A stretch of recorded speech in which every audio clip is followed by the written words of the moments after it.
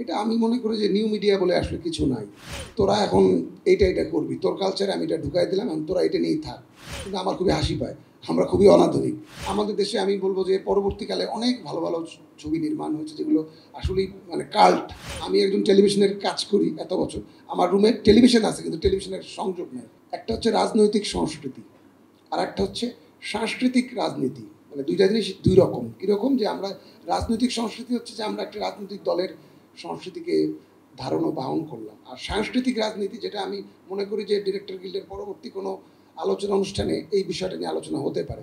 সাংস্কৃতিক রাজনীতি হচ্ছে এরকম যে আপনি দেখবেন যে আমাদের বাংলাদেশের নিজস্ব কিন্তু কোনো অডিও ভিজুয়াল রীতি গড়ে ওঠে নাই। মানে আমি বলতে চাই যে আপনি যদি দেখেন যে আপনি তামিল ছবি দেখবেন যে ওরা কিন্তু একটা ফ্যান্টাসি ওয়ার্ল্ড ক্রিয়েট করেছে।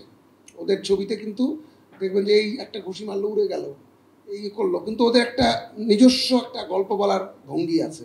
আপনি আমেরিকান ছবি দেখবেন কিংবা আপনি ইউরোপিয়ান ছবি দেখবেন, দেখবেন যে ওরা কিন্তু কোনো গান নাই ওদের মধ্যে কোনো মেলোড্রামা নাই, ওরা কিন্তু চাচা ছোলা একটা গল্প বলে এবং ওদের সেন্সারশিপ নাই, কোনো ওদের গ্রেডেশন আছে। ইরানের ছবি দেখবেন, সেখানে দেখবেন যে ইরানের যে নিজস্বতা সেটা কিন্তু ওদের ছবিতে আছে। কিন্তু আমাদের দেশে আমি মনে করি যে এটা হচ্ছে সাংস্কৃতিক রাজনীতি, যে আমরা আমাদের দেশটাকে রিপ্রেজেন্ট করতে পারি, এইটা কোন কৌশলে করা সম্ভব। যে সেটা কীরকম যে আপনি ধরেন যে আমি যদি আমরা যে আজকে যে ফেসবুক টিকটক হাবি জাবি বলতেছি না, যে এগুলো তো খুবই মানে এগুলো খুবই সারফেস লেভেলের জিনিস। যে এটা আমাদের কে করছে, এটা করছে বেসিক্যালি আমেরিকানরা নিয়ন্ত্রণ করছে, কিংবা ইউরোপিয়ান কিংবা ক্ষমতাধর দেশগুলো। যে আপনি দেখবেন যে আমরা যাই করি, যে আমরা কিন্তু ধুতি পরি না, লুঙ্গি পরি না, এটা আমাদের মনে হয় খুব পুরনো ব্যাকডেটেড। আমরা কিন্তু ওয়েস্টার্ন কালচার ফলো করি, মানে যেটাকে বলা হয় যে রথচাইল্ড পরিবার, একটা পরিবারের গল্প আপনারা অনেকেই জানেন, যে তাদের ভেতর দিয়ে তারা কিন্তু খুব সূক্ষ্ম পরিকল্পনা করে কিন্তু আমাদের সংস্কৃতিকে আগ্রাসনে মানে একটা আগ্রাসন করেছে। যেমন ধরেন যে আমি যদি বলি যে ফেসবুক ইনস্টাগ্রাম, আমরা খুব খুশি, আমরা ফেসবুকে স্ট্যাটাস দিয়ে আমরা এই খাচ্ছি, এই ঘুমাচ্ছি, এইখানে অমুক করছি, খুব খুশি। কিন্তু এটা কিন্তু খুব সুপরিকল্পিতভাবেই মানে একটি বড় শক্তির একটি ষড়যন্ত্র, যে ভাই আমাদের মধ্যে তোরা এখন এইটা করবি, তোর কালচারে আমি এটা ঢুকাই দিলাম, এখন তোরা এটা নিয়েই থাক। আমাদের উচিত যে যদি ডিরেক্টর গিল্ড কিংবা আরও যে সমস্ত সংগঠন আছে সবাই মিলে যদি এই বিষয় নিয়ে একটু কথা বলা শুরু করি, আমরা যে সাংস্কৃতিক রাজনীতি মানে আমরা আমাদের সংস্কৃতিকে কিভাবে রিপ্রেজেন্ট করতে পারি। যে আমাদের যদি আপনি দেখেন যে আমাদের বাংলা চলচ্চিত্রের কিংবা আমাদের বাংলা নাটকের যে বিবর্তন, সেই বিবর্তনে আপনি আজকে বাসায় গিয়ে আপনি জহির রায়হানকে যদি পাঠ করেন, যে জহির রায়হানের মতো একজন বাঙালি নির্মাতা, আমি আমি আমি আসলে আমি ওনাকে অনেক গবেষণা করেছি। ওনার দেখবেন যে জীবন থেকে নেওয়ার প্রত্যেকটা ফ্রেম আপনারা লক্ষ্য করবেন। আমার সোনার বাংলা যে গানটা আমি কালকে রাতেও দেখছিলাম, যে ওখানে দেখবেন যে কম্পোজিশনটা মানে এই কোনায় হচ্ছে আনোয়ার হোসেন, এই কোনায় অভিনেত্রী যিনি উনি, আবার এবং ফ্রেমগুলো প্রত্যেকটা ফ্রেম কিন্তু খুব ইউনিক। এবং উনি যে সেই 69-এর সেই উত্তাল সময় তিনি যে একটি পরিবারের ভেতর দিয়ে একটি দেশের গোটা দেশের সাংস্কৃতিক পরিচয় তুলে ধরেছেন।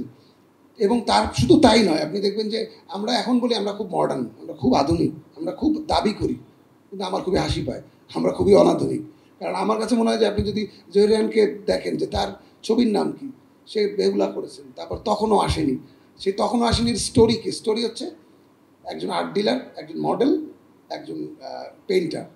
এখন তো আমরা এই সাহসটা করতে পারি না। কিংবা আমি বলব বাংলা চলচ্চিত্র নির্মাতাদের মধ্যে ঋত্বিক কুমার ঘটক, তিনি একেবারেই তার নিজস্ব একটি চলচ্চিত্র ভাষা প্রয়োগ করেছিলেন। ইভেন সত্যজিৎ রায়ও নয়, সত্যজিৎ রায় কিন্তু সম্পূর্ণ ওয়েস্টার্ন ফিল্ম দ্বারা প্রভাবিত। আমাদের দেশে আমি বলবো যে পরবর্তীকালে অনেক ভালো ভালো ছবি নির্মাণ হয়েছে যেগুলো আসলেই মানে কাল্ট। আমি বলবো যে আমাদের প্রয়াত একজন নির্মাতা, তার একটা ছবির কথাই মেঘমাল্লার, আমাদের আব্দুর রহিম অঞ্জনের ছবিটি আমি যখন দেখি, আমি দেখার সময় আমি ফিল করতে পারছি যে আমার পাশে বৃষ্টি হচ্ছে। ওই বৃষ্টি এবং ওই যে 71-এর যে ওই যে আখতারুজ্জামান ইলিয়াসের রেইনকোট গল্পটাকে যে তিনি মেঘমাল্লার ছবিতে রিপ্রেজেন্ট করেছেন, বাংলাদেশটাকে পাওয়া যায়, দেখা যায়। তা আমার কাছে মনে হয় যে আমাদের নিউ মিডিয়া বলে আমি বিশ্বাস করি না কিছু আছে। এটা হচ্ছে একটা মানে চলমান প্রক্রিয়া, একটার পর একটা আসবেই। কেউ কি ভেবেছিল যে কোনো দিন যে টেলিভিশন ইনভ্যালিড হয়ে যাবে, শুধু নিউজ দেখার জন্য টেলিভিশন হবে? আমরা ভাবি নেই। আমি একজন টেলিভিশনের কাজ করি এত বছর, আমার রুমে টেলিভিশন আছে কিন্তু টেলিভিশনের সংযোগ নেই। আমি ইন্টারনেটে সব কিছু দেখি, ইউটিউব দেখি কিংবা ইন্টারনেটে যা কিছু নেটফ্লিক্স যাই হোক এগুলো দেখি, কিংবা ল্যাপটপ থেকে কানেক্ট করে দেখি কিছু দেখতে হলে।